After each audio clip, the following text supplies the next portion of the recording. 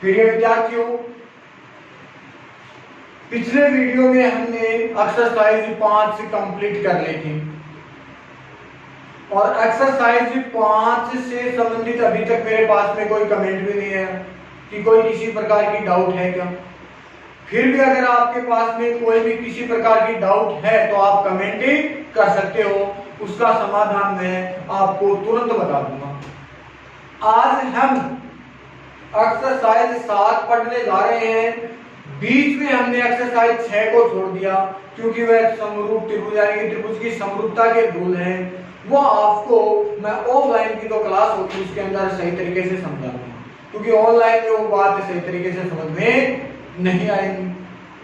तो मैं आपको एक्सरसाइज 7 है वो आपको करवा रहा हूं। क्या? निर्देशांक ज्यामिति। निर्देशांक ज्यामिति। एक्सरसाइज 7 है निर्देशांक ज्यामिति।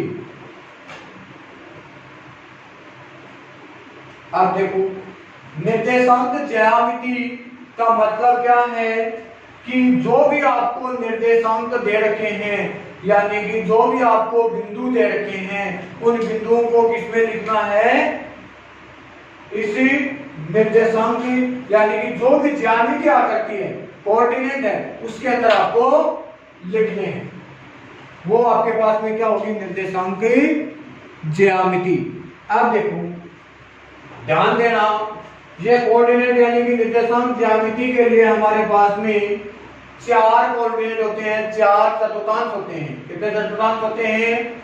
4 चतुर्थांश। ये आपके पास में हो गया फर्स्ट चतुर्थांश,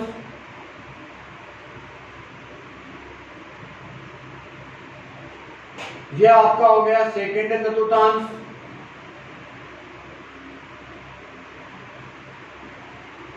ये आपका हो गया थर्ड चतुर्थांश,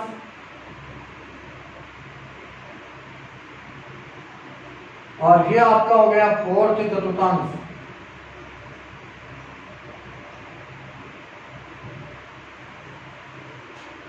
फर्स्ट चतुर्थांश, सेकंड चतुर्थांश और थर्ड चतुर्थांश और फोर्थ चतुर्थांश, ये आपका होता है एक्स अक्ष, ये एक्स बेस अक्ष, ये वाई अक्ष हो गया और ये वाई बेस अक्ष हो गया।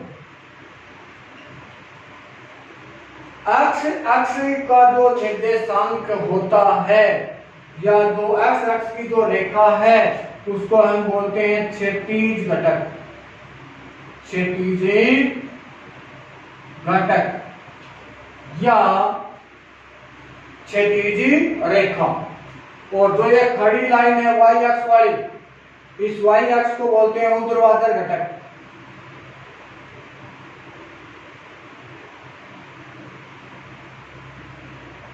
घटक या रेखा, सॉरी। ये जो आपके पास में पॉइंट है, इस पॉइंट का नाम होता है मूल बिंदु। क्या नाम होता है? मूल बिंदु। और इस मूल बिंदु के निर्देशांक होते हैं 0 0। क्या निर्देशांक होते हैं? 0 0। याद रखना, पहला जो चतुर्थांश है उसमें दोनों चिन्ह किसके आएंगे? प्लस के। दूसरा जो निर्देशांक है उसमें पहला माइनस का, दूसरा प्लस का। तीसरा जो निर्देशांक है उसमें दोनों चिन्ह माइनस के आएंगे और चौथा जो निर्देशांक है उसमें पहला प्लस का, दूसरा माइनस का। ये हमारे पास में हो गया क्षैतिज घटक। जो पड़ी हुई जो सीधी लाइन होती है पर नीचे वाली, उसका नाम तो होता है क्षैतिज घटक। और जो खड़ी है, सीधी खड़ी हुई जो रेखा है, उसका नाम होता है ऊर्ध्वाधर घटक। यहां तक ठीक हो गया? अब ध्यान देना,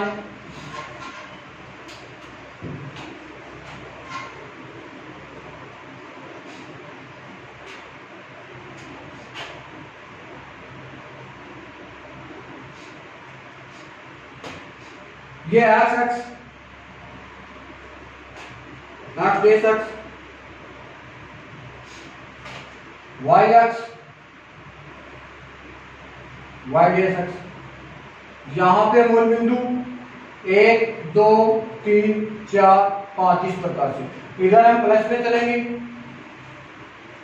इधर हम माइनस में चलेंगे। ये क्रम कैसे आएगा? वो पैमाने के अकॉर्डिंग आएगा, पैमाने के अनुसार आएगा। 1 2 3 4 पैमाना लेना मैं आपको जब क्वेश्चन आएगा उस समय मैं बता दूंगा।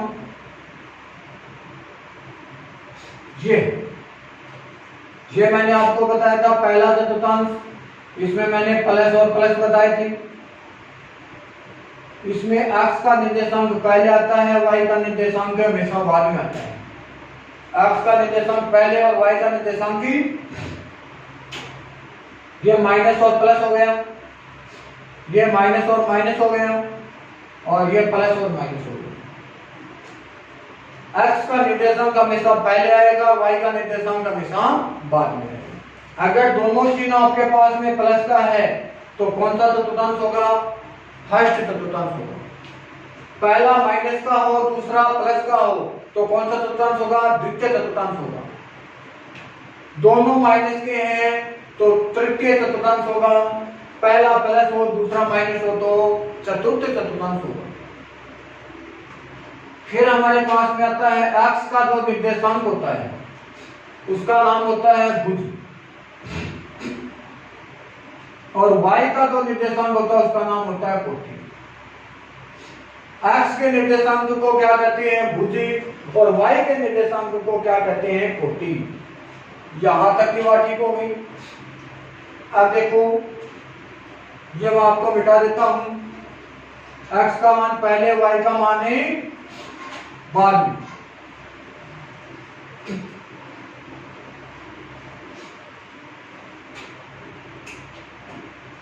पहली बात, x के निर्देशांक को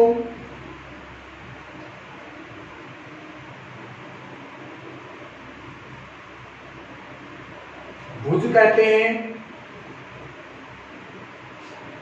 और दूसरी बात y के निर्देशांक को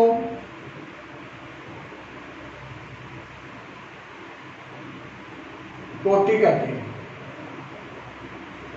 तीसरी बात, अगर बिंदु x अक्ष पर स्थित है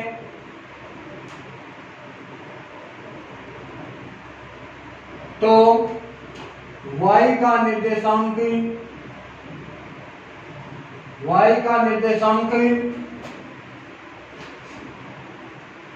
शून्य होगा, और इसके जो निर्देशांक होंगे वो क्या हो जाएगा? निर्देशांक x और 0 हो जाएगा। क्या हो जाएगा? x और 1। अगली बात, अगर बिंदु y अक्ष पर स्थित है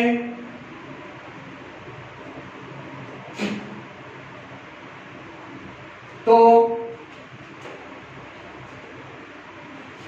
y निर्देशांक क्या? y अक्ष पर स्थित है तो x निर्देशांक क्या होगा? x का निर्देशांक क्या होगा? शून्य होगा। x का निर्देशांक शून्य होगा, और निर्देशांक क्या हो जाएंगे? निर्देशांक 0 और 1 y हो जाएगा। तो ये बातें आपको याद रखनी है भाई। अगर x अक्ष पर स्थित है तो y का मान 0, और y अक्ष पर स्थित है तो x का मान है 0। अब मैं आपको थोड़ी सी बातें और बता देता हूं। वैसे प्रश्नों के बीच में भी आ सकते हैं, लेकिन मैं आपको पहले ही बता देता हूं।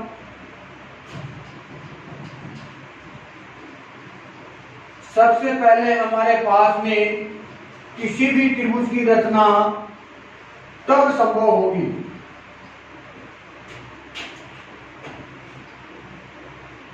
त्रिभुज की रचना संभव होने के लिए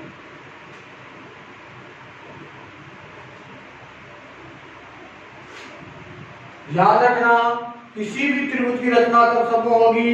जब किसी त्रिभुज की दो भुजाओं का योग तीसरी भुजा से क्या होगा? बड़ा होगा, तभी त्रिभुज की रचना संभव होगी। जब त्रिभुज की दो भुजाओं का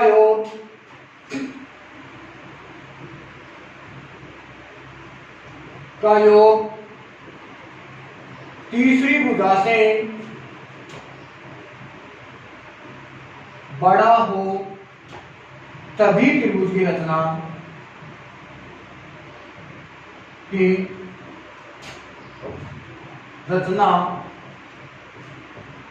संभव होगी। पहला पॉइंट तो आपको ये याद रखना है, किसी त्रिभुज की रचना कब संभव होगी? जब त्रिभुज की किसी दो भुजाओं का योग तीसरी भुजा से क्या होगा? बड़ा होगा, तभी त्रिभुज की रचना संभव होगी। दूसरी बात, आयत के शीर्ष होने के लिए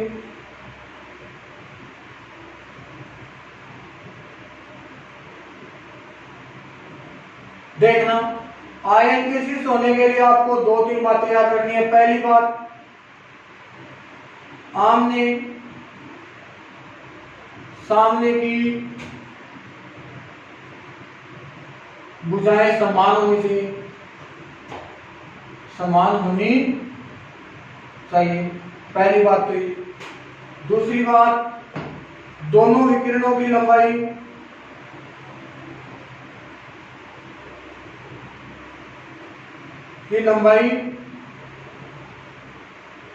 समान हो, दोनों विकिरणों की लंबाई क्या हो? समान। अब देखो मैं डायग्राम आपको बना करके दिखा देता हूं। शीर्ष होने के लिए वैसे तो आपको याद होना चाहिए कि प्रत्येक कोण कितने डिग्री का होता है? इसका 90 डिग्री का भी होता है, लेकिन इसमें सिद्ध करना हो कि आयत के शीर्ष है या नहीं है, तब 90 डिग्री वाली कोई आवश्यकता नहीं। ए, बी, सी और डी, तो क्या लिखोगे? पहली बात, ए बी बराबर सी डी, समीकरण नंबर 1। दूसरी बात, ए डी बराबर बी सी होना चाहिए, समीकरण नंबर 2। तीसरी बात, विकिरण ए सी बराबर विकिरण बी डी, विकिरण ए सी बराबर विकिरण बी डी, ये 3 नंबर। तो समीकरण 1 और 2 और 3 में अगर ये तीनों चीज बराबर हो जाती है तो आयत के शीर्ष होंगे। तो आपको नीचे लिखना क्या है? समीकरण 1, 2 व 3 से ए बी सी डी एक आयत के शीर्ष हैं, आयत के शीर्ष हैं। ये लिखिए आपके पास में, आयत के शीर्ष होने के लिए हमारे पास में 3 कंडीशन होती हैं। आमने सामने की भुजाएं क्या होंगी? समान होंगी, दोनों विकिरणों की लंबाई क्या होगी? समान होगी, और इस आधार पर ऐसे आयत के शीर्ष बता दीजिए। नेक्स्ट बात, वर्ग के शीर्ष होने के लिए, किसके शीर्ष होने के लिए? वर्ग के शीर्ष होने के लिए, वर्ग के शीर्ष होने के लिए तो क्या याद रखना? वर्ग के शीर्ष होने के लिए पहली बात, सभी भुजाएं समान लंबाई की हो, समान लंबाई की हो। दूसरी बात, दोनों विकिरणों की लंबाई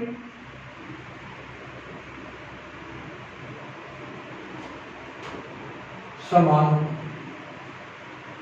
ठीक है, अब देखो इसका मैं डायग्राम बना देता हूं। ये मान लीजिए आपके पास में वर्ग हो गया ए बी सी डी। वैसे तो इसका प्रत्येक कोण 90 डिग्री भी होता है, लेकिन आपको वर्ग के शीर्ष सिद्ध करने के लिए 2 बातें सिद्ध करनी है। पहली बात, ए बी बराबर बी सी बराबर सी डी बराबर डी ए, और दोनों विकिरण विकिरण ए सी बराबर विकिरण ए बी डी, विकिरण ए सी बराबर विकिरण ए बी डी। ये हमारा केस हो गई। 4 नंबर, 4 नंबर में आपको आता है समचतुर्भुज। कौन सा चतुर्भुज? समचतुर्भुज। समचतुर्भुज के शीर्ष होने के लिए शीर्ष होने के लिए वही बात होती है हमारे पास में समचतुर्भुज में भी। ए बी सी डी क्या होगा? पहली बात, सभी भुजाओं की लंबाई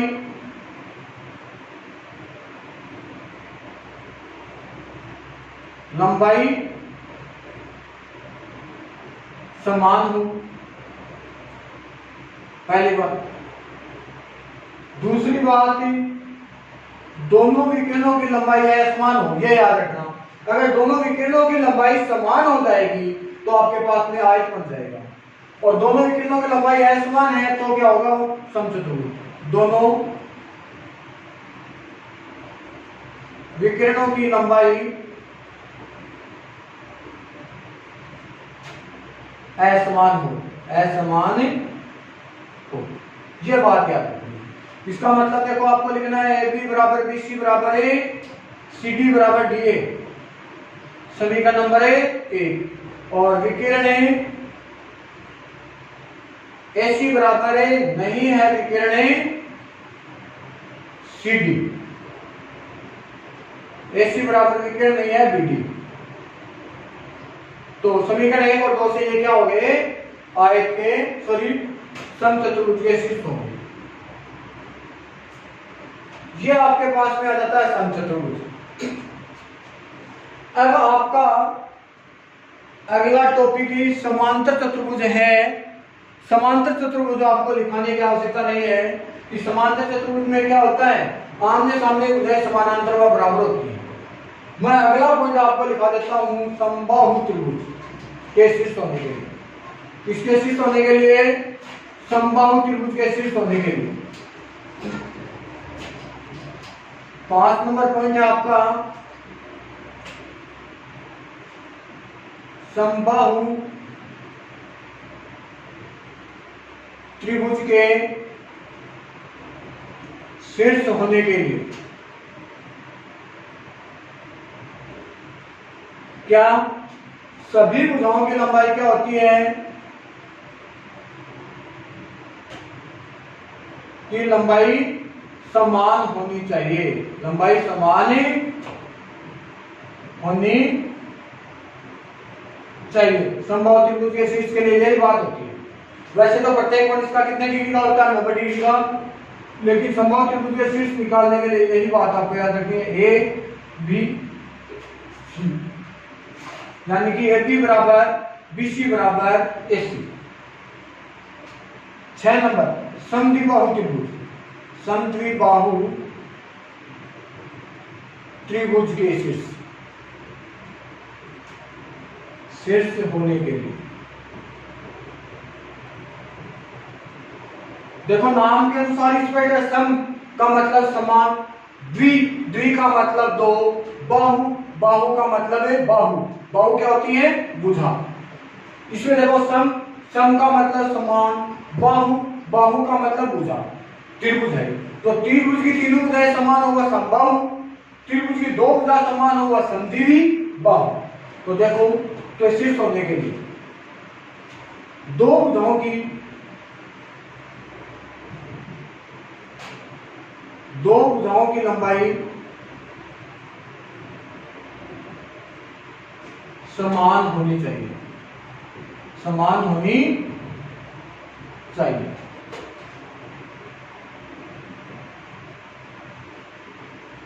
तो ए बी बराबर ए सी, या ए बी बराबर है बी सी, या बी सी बराबर है ए सी। इसमें से कोई भी दो भुजा समान हो सकती है। अब आपके पास में एक बात और आ जाती है, 7 नंबर पॉइंट है समकोण त्रिभुज के शीर्ष होने के लिए।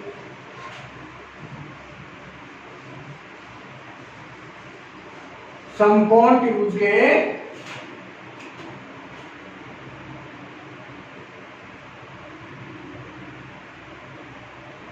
शीर्ष होने के लिए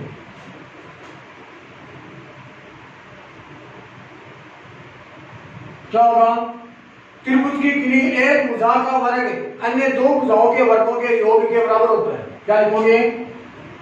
त्रिभुज की किसी एक भुजा का वर्ग, एक भुजा का वर्ग अन्य दो भुजाओं के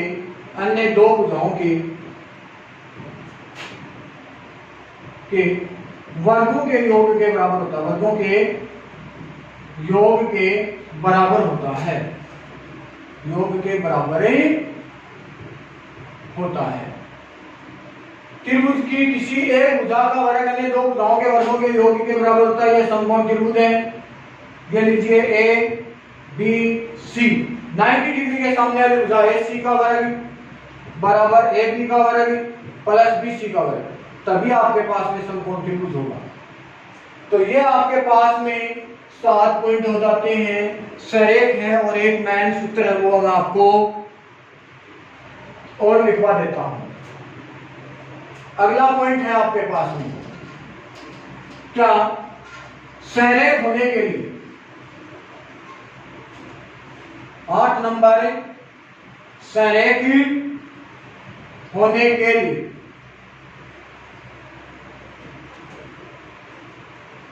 पहली बात, त्रिभुज का क्षेत्रफल शून्य होना चाहिए, शून्य होना चाहिए। अगर हमारे पास में त्रिभुज का क्षेत्रफल शून्य है तो वो जो बिंदु है वो क्या है? सरेख है, या भुजाएं निश्चित अनुपात में होनी चाहिए,